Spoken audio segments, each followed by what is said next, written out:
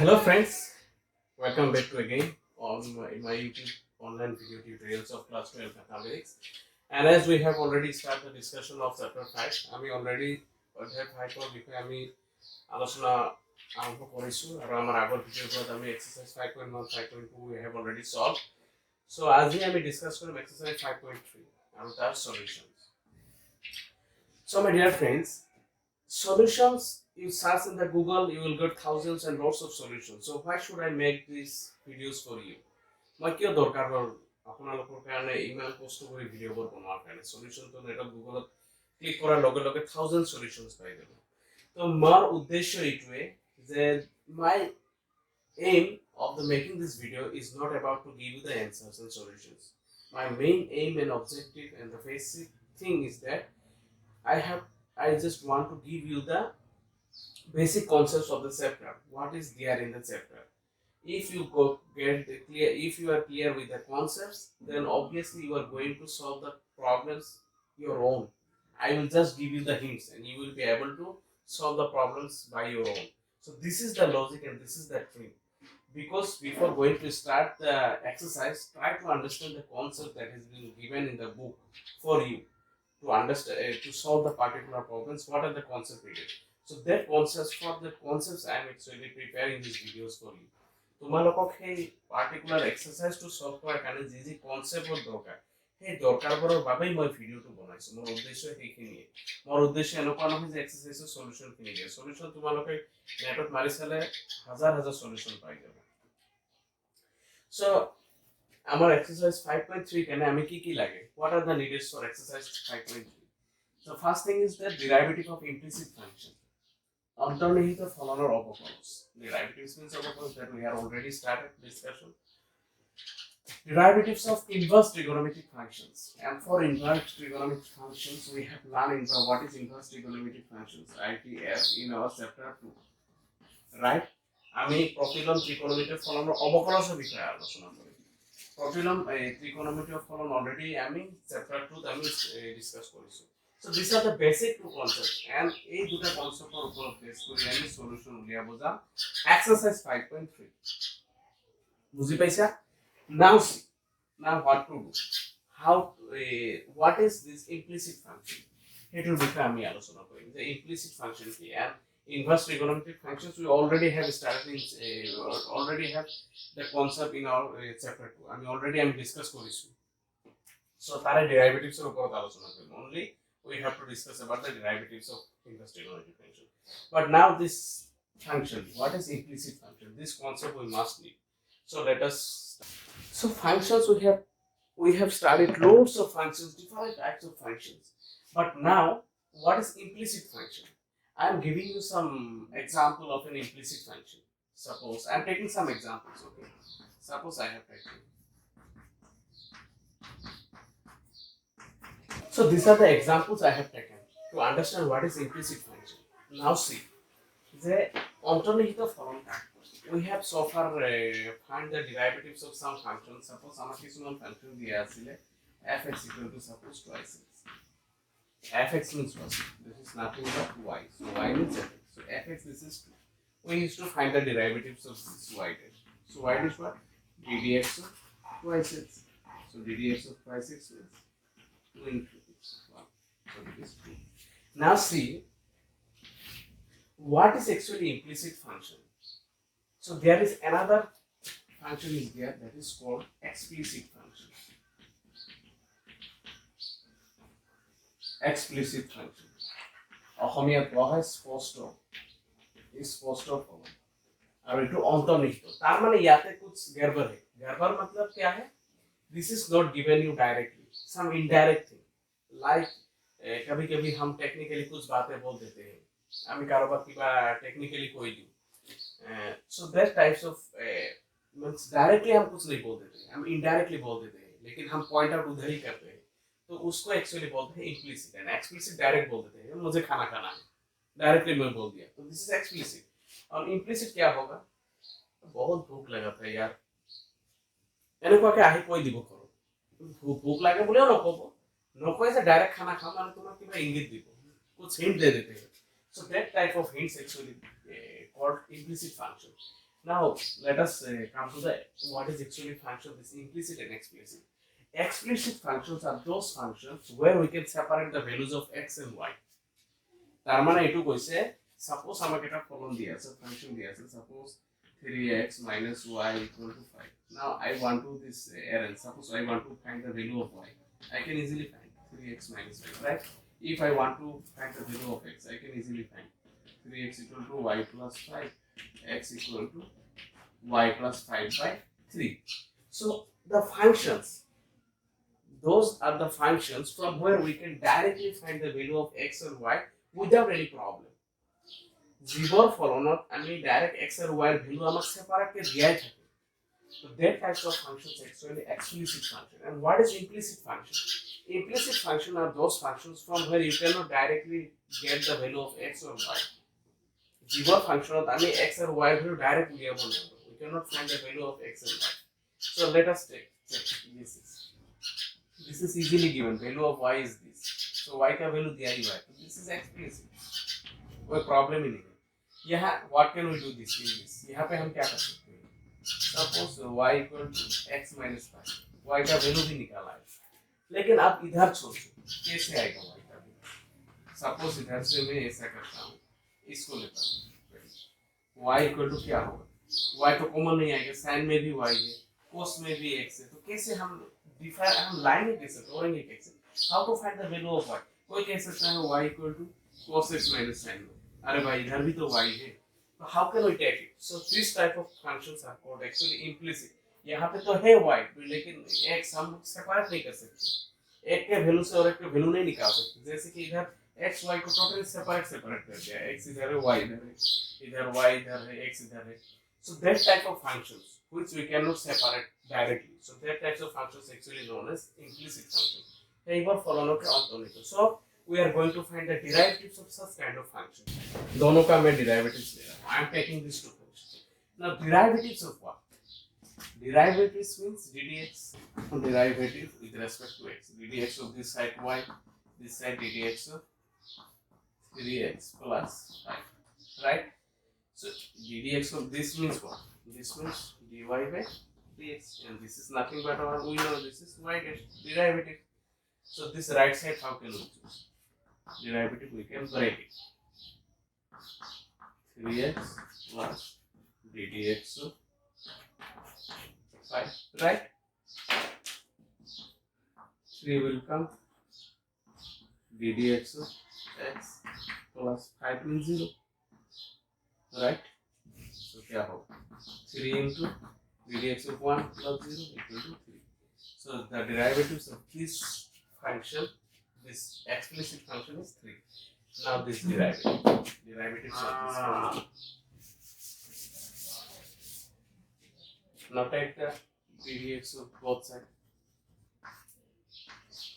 Y plus sin ddx of cos x. Okay. Now see what will happen.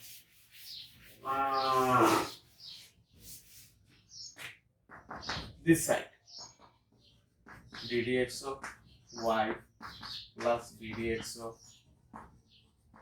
sin y equal to c. ddx of cos x we have already got. What is the answer? Minus of sin x. That's it. Now see, this is dy by dx.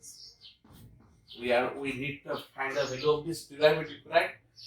So now see, here what happens? Here, see, this is derivatives with respect to x, but there is no value of x. So someone can say, suppose we are going to find the derivative with respect to variable x, and in this function this is y. So someone say this one is constant, but no, this is again what? Sine is a function. This is trigonometric function. This is sine function. So we know what is the derivative of sine function. We know it is cos function, and the variable y, so y will remain. But now see, this is chain rule. Again, y is another function. So now we have to find the derivative of y. So now this ddx of again y here. Okay. So minus sine of x. Now see. So this is dy by dx plus cos y into this is what again dy by dx sin x.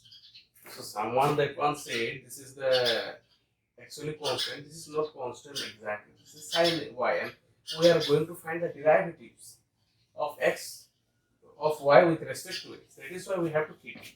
Now see, अब देखो क्या होगा. यार हम what can we take?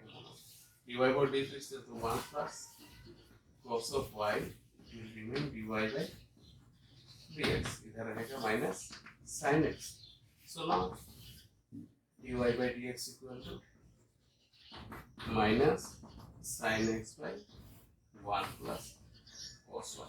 So this is the answer. So this is the technique how we are used to going to use derivatives for this type of implicit function. So this is what we are going to approach. Both sides we will take the derivatives, and accordingly we will apply all the rules. Chain rule we will apply multiplication rule, division rule of derivatives, that is Leibniz rule, product rule, what we can say. So anyway, I hope this is clear. Derivatives of inverse trigonometric function. Inverse trigonometric function means প্রতিলোম trigonometric ফলনের অবকলজ. So inverse trigonometric functions, what are the functions? Sin inverse x, cos inverse x, right? Then tan inverse x, sec inverse x, so cot inverse x is that. Right, let us write it. See, cot inverse x, sec inverse x, and cosec inverse x. Now see, we are going to find the derivatives. Okay, so derivatives of this, and we know the derivatives of trigonometric function. What is the derivative? Sin x क्या होता है? Cos x क्या होता है? Minus sin x. So these are we know. So I am not discussing about the derivatives of trigonometric functions. Now I am taking the derivatives of inverse trigonometric functions. So these are the standard. You just have to remember. ddx of sin inverse x equal to actually 1 upon root over 1 minus 1 minus x. Okay. Now ddx of cos inverse. Remember, if one you remember, another is so simple. 1 minus x. This minus 1 by this. Again, ddx of tan inverse x equal to 1 by 1 plus x.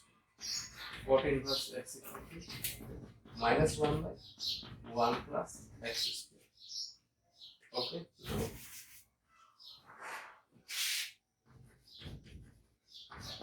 Sec inverse of x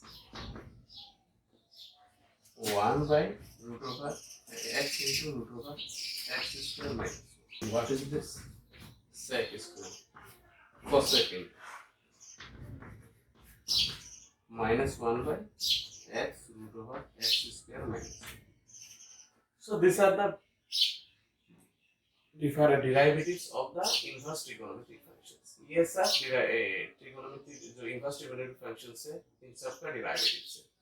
Now see, it is very clear from here. We can find the domain of this derivative. इसका domain क्या होगा? Domain क्या होगा?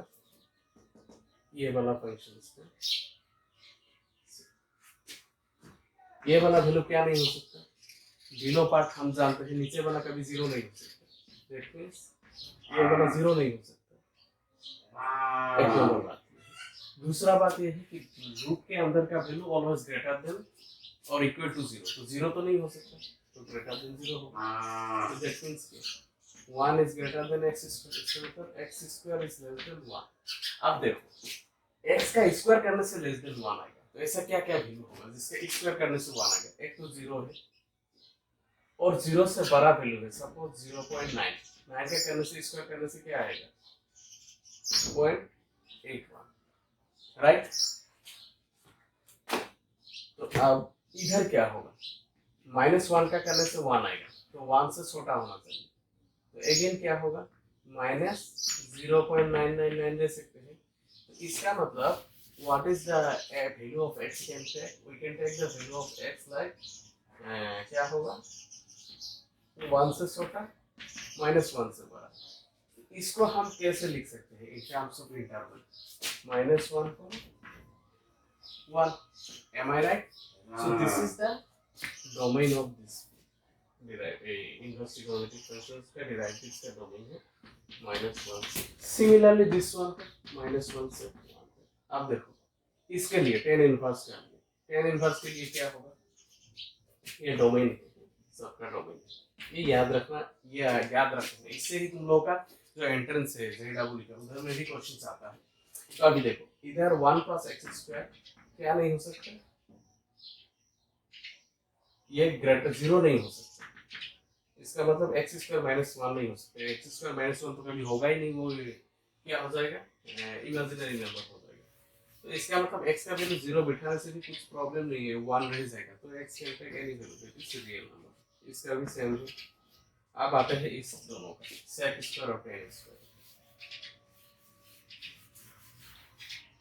देखो sec² और tan sec inverse x और tan, इसमें क्या आता है, नीचे वाला 0 नहीं हो सकता, राइट?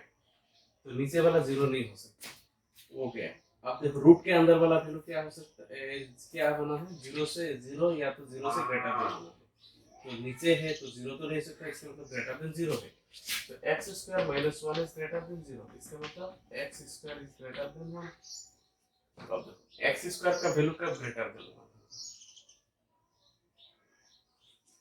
1 लेने से 1 होगा, तो 1 से बड़ा लेना है। तो 1 से बड़ा मतलब क्या है, इनफिनिट तक जाएगा। इसका मतलब x का वैल्यू क्या होगा 1 से बड़ा होगा, जाता ही रहेगा। x का वैल्यू 1 से बड़ा लेते हैं, क्योंकि 1 से बड़ा है, स्क्वायर करने से बड़ा होना है, तो x से बड़ा होगा, तो इसको हम कैसे लिखते हैं ऐसे। अब देखो और एक चीज है, x का वैल्यू -1 भी तो -1 से भी तो x का वैल्यू -1 से क्या हो सकता है,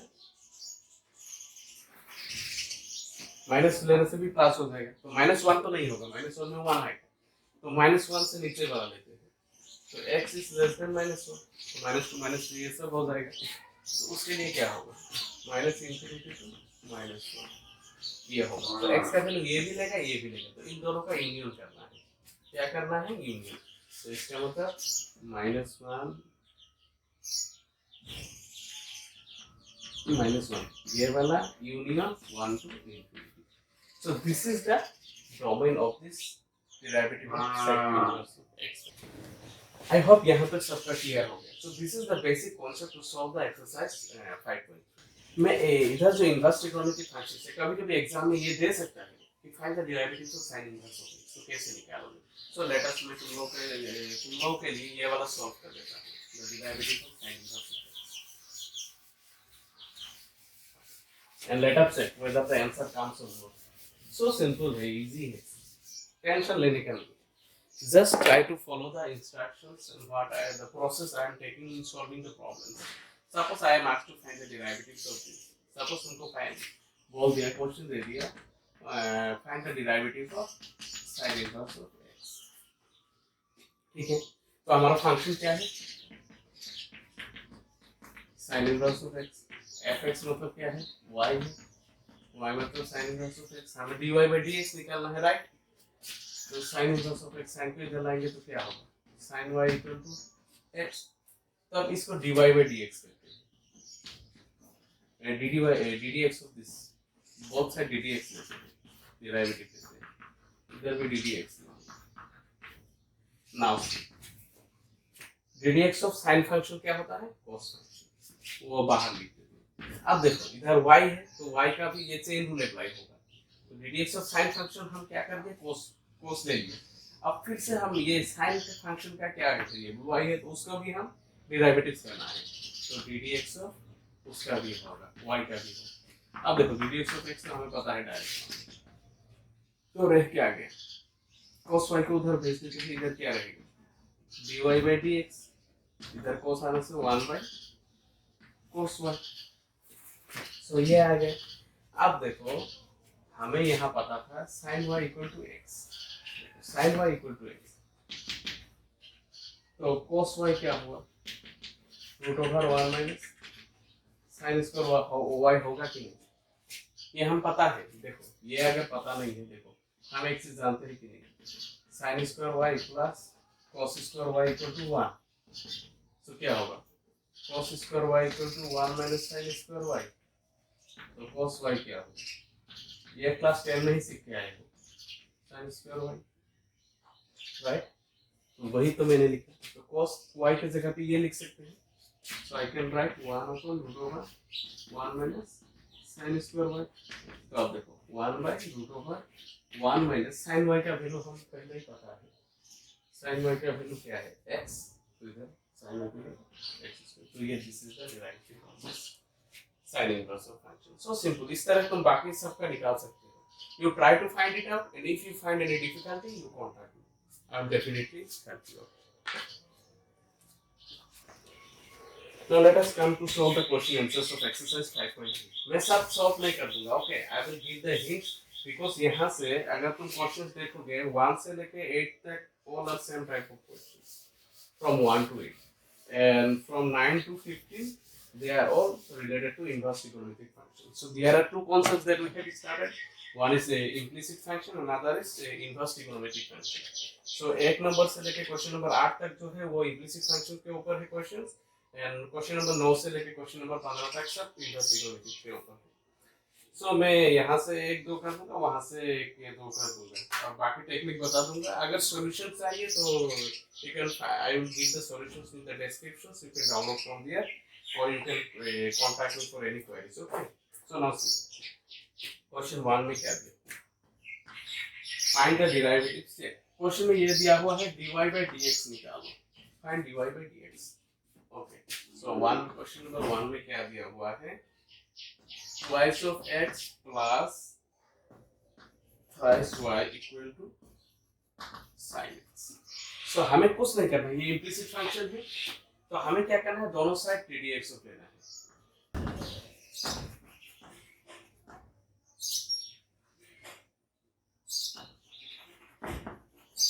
Differentiating both sides with respect to অসমীয়াত কি হ'ব, উভয় পক্ষৰ x সাপেক্ষে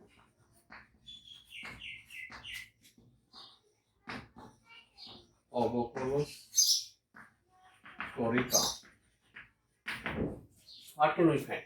Both sides we are using differentiating both sides with respect to x. ddx of twice x plus thrice y equal to ddx of sin x, right. अब देखो ये कुछ नहीं है, ये तो सिंपल अलजेब्रा है, ddx of twice x plus ddx of thrice y। तो ddx of sin x क्या है, ये तो डायरेक्ट cos x है, ये हमें पता ही है कि ट्रिगोनोमेट्रिक फंक्शन। अब देखो इसके लिए क्या होगा, 2 बाहर निकल आएगा, 2 of ddx of x रहेगा, प्लस 3 भी बाहर निकल आएगा, 3 of ddx of y equal to cos x। 2 into ddx of x कितना है, 1 है, प्लस 3 into ये y को तो हमने ये dy by dx यही हमें निकालना है, equal to cos x। तो 2 को इधर लाओ, क्या हो जाएगा, 3 dy by dx equal to cos x minus 2। so dy by dx equal to क्या होगा, cos x minus 2 by 3, यही answer. So this is just simple technique। देखो मैं फिर से बता रहा हूँ, I am not going to solve each and every problem you will find in everywhere on the internet, I am telling the technique। Technique क्या है कि तुम दोनों साइड में क्या करो, differentiate both sides with respect to x, दोनों side উভয় পক্ষক আমি কি করব, x সাপেক্ষে অবকলন করব, অবকলন জুড়িয়ে। So this is ddx, इसका मीनिंग क्या है, with respect to x derivative dd of x, इस साइड में ये है, इस साइड में ये है। अब देखो ये जो हम सिंपल क्लास 11 में भी पढ़ा, 12 में भी पहले एक दो ने पढ़ लिया कि अगर कुछ फंक्शन से तो अगर प्लस माइनस है तो प्लस डेरिवेटिव एक्स्ट्रा करके लेंगे, उसके बाद हम चेन रूल पर पढ़ा है, प्रोडक्ट रूल पढ़ा है, वही सब जाके घुमा फिरा के अप्लाई करने वाले हैं। अगर कांस्टेंट है तो वो बाहर निकल आएगा, ये रह गया, कांस्टेंट है, बाहर निकल के आएगा तो वो हो गया sin x मिल गया cos x। उसी को सॉल्व करके हमें dy by dx निकालना है, यही क्वेश्चन है। तो क्वेश्चंस यहाँ तो हमें बुक में दिया है 1 से लेके क्वेश्चन नंबर 8 तक, all are almost similar. Pause the video to note it down. Okay, तुम लोग वीडियो को पॉज करके ये नोट कर सकते हो। Okay,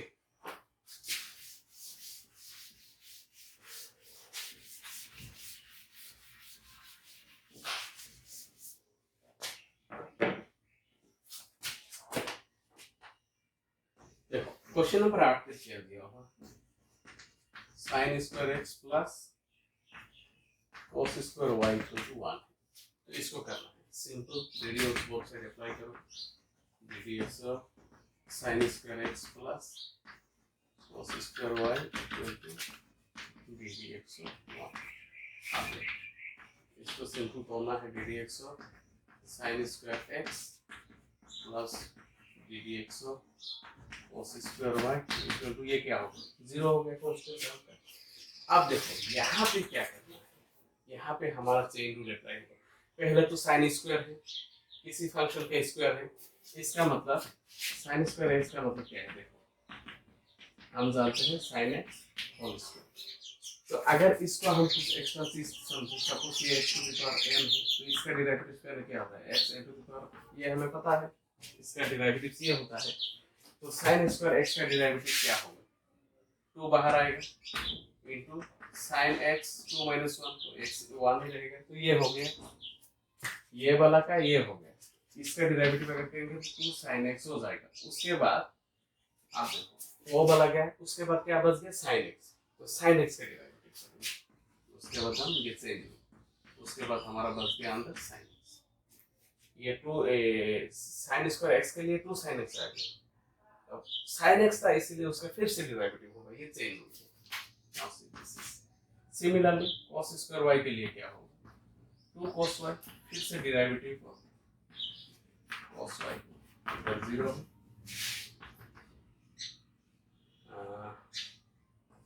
2 sin x, ddx of sin x क्या है हमें पता है, cos x plus 2 cos y। अब देखो ddx of cos x, ddx of cos x क्या है, माइनस sin y। तो ddx of sin cos y क्या होगा, माइनस sin y। अब देखो फिर से क्या करना पड़ेगा, y को ddx करना पड़ेगा, राइट, क्योंकि ये x नहीं था, x होने से वो डायरेक्ट sin x हो जाता है, सिंस ये y है तो फिर से उसको हम डिफरेंशिएट करना पड़ेगा। तो ये हो गया 2 sin x cos x, ये फॉर्मूला है, क्या फॉर्मूला है, sin 2x। अब देखो plus minus minus 2 of sin y cos y dy by dx equal to 0। आप देखो इसको कॉमन लेते हैं, sin x को 2 sin y cos y dy by dx equal to क्या होगा, sin 2x। ये वाला क्या है, देख लो 2 sin y cos y, इसको क्या लिख सकते हैं, sin of 2x लिख सकते हैं, राइट। तो अब dy by dx क्या होगा,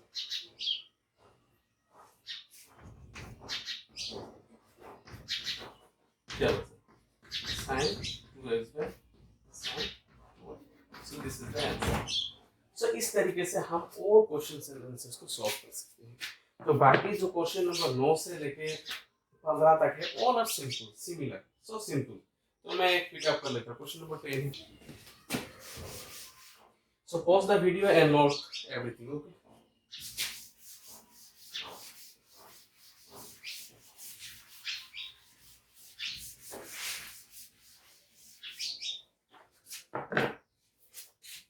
Question number 10 पे क्या दिया? Question number 10 is given y equal to tan inverse of 3x minus x cube by 1 minus 3x square। और क्या दिया हुआ है, बोला -1/√3 is less than x is less than 1/√3। तो देखो ये सब जो देगा ना डाटा, एक तो बात ये है कि इसको इग्नोर करके भी चल सकते हो, लेकिन मैं बताऊंगा इस वीडियो में उसका एक्चुअली क्यों दिया हुआ है। लेकिन तुम अगर उसको इग्नोर मान के भी चलो कुछ तुमका फर्क नहीं पड़ेगा तुम्हारा बोर्ड एग्जाम के लिए, लेकिन हाँ वो एंट्रेंस वगैरह के लिए थोड़ा फर्क पड़ता है। ओके, हम लोगों ने इन्वर्स ट्रिग्नोमेट्री में भी पढ़ा था ऐसा कुछ मतलब क्राइटेरिया दिया हुआ होता है कि एक्स का वैल्यू यहाँ से यहाँ तक होगा, लेकिन वो कुछ काम में नहीं आता, हमने डायरेक्ट सिंपल अप्लाई किया था। तो सिर्फ वही हमारा टेक्निक जो इन्वर्स ट्रिग्नोमेट्रिक फंक्शंस में चैप्टर 2 में पढ़ाई किया था, वही को हम इधर फिर से अप्लाई करने वाले हैं। देखो ये सब के लिए हमें कुछ सब्स्टिट्यूट करना पड़ता है। हम जो उधर पकड़ लिया था ना x equal to let us consider x equal to suppose tan x sin tan theta sin theta, तो उसी तरीके से इधर अगर हम x का वैल्यू tan थीटा लेते हैं तो क्या आता है। देखो एक तो चीज है तुम डायरेक्ट इसको डेरिवेटिव कर सकते हो, tan इनवर्स का हमें डेरिवेटिव पता चल गया, उसमें बिठाने से क्या होगा, ये बहुत लेंथी हो जाता है। तो हम क्या करेंगे, हम सब्स्टिट्यूट करेंगे, हम ट्राई करेंगे लेट x इक्वल टू हम tan थीटा लेते हैं, तो थीटा का वैल्यू क्या होगा,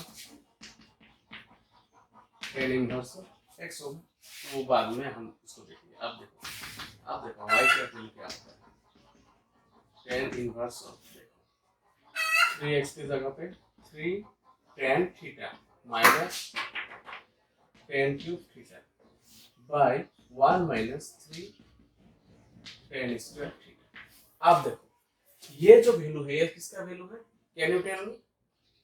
yes, this is nothing but the value of क्या, किसका है, ये वाला वैल्यू किसका है, ये tan प्राइस थीटा, याद करो क्लास 11 में भी है 12 में भी है।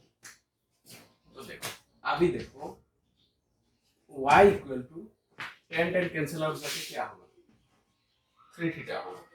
तो यही चीज के लिए हमें ये दिया हुआ है, इसी चीज के लिए दिया हुआ है, क्या दिया हुआ है कि हमें जो ये 3 थीटा का वैल्यू वाकई ये 3 थीटा आता है कि नहीं tan इनवर्स का।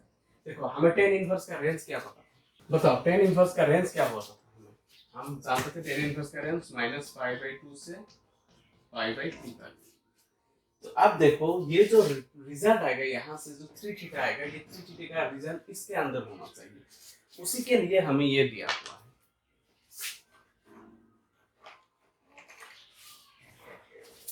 ये जो 3 थीटा है ये इसके अंदर इसका वैल्यू होना चाहिए, तब जाके हमारा ये करेक्ट होगा।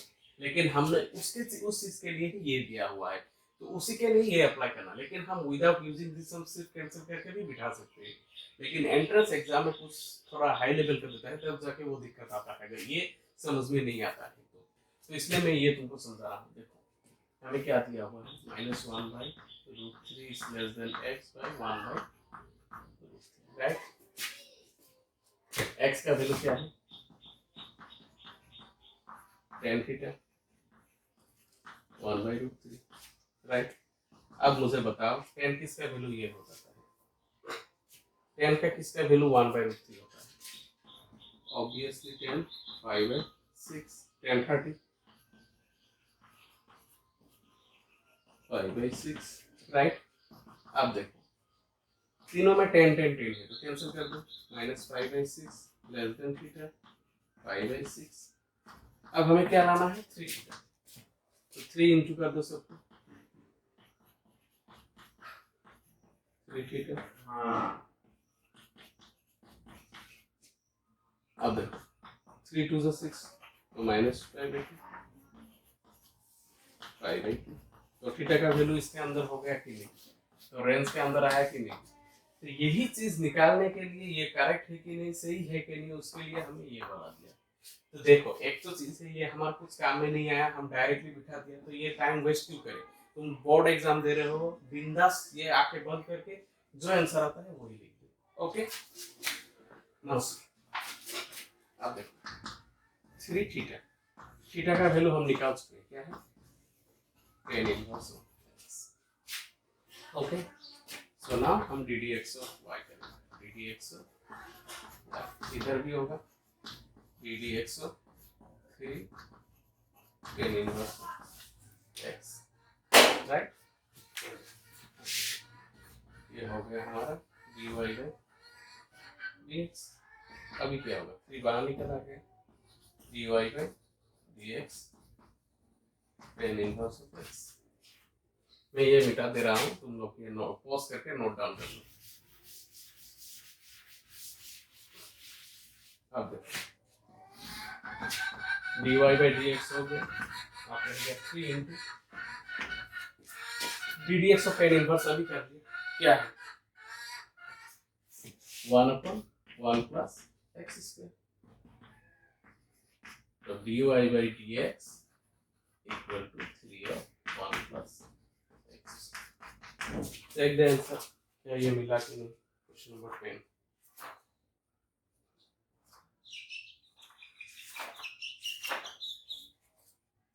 5.3, question number 10, yes it is। So like this you try to solve all the problems। अगर कोई प्रॉब्लम होता है तो feel free to contact me, and description में तुम लोग को ये लिंक दिया जाएगा आंसर क्वेश्चन आंसर्स का, so you can check from there also। So thank you।